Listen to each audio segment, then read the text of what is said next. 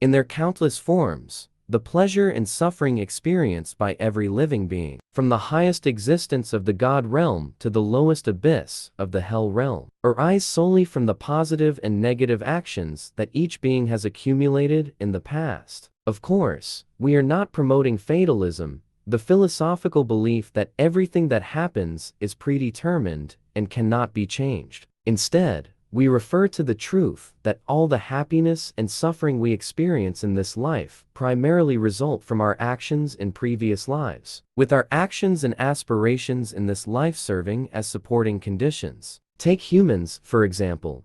Some people effortlessly possess material abundance, talents, and noble qualities, while others, despite working hard their entire lives, encounter nothing but misery in the end. This disparity arises from their actions in previous lives. Our actions were driven by various thoughts. Some actions were motivated by afflictive thoughts, such as greed, hatred, ignorance, envy, and pride. Others were inspired by virtuous thoughts like faith, compassion, wisdom, and renunciation. And some actions were motivated by both afflictive and virtuous thoughts. Different thoughts lead to different actions, which in turn result in the diverse existence of living beings who subsequently have varied experiences.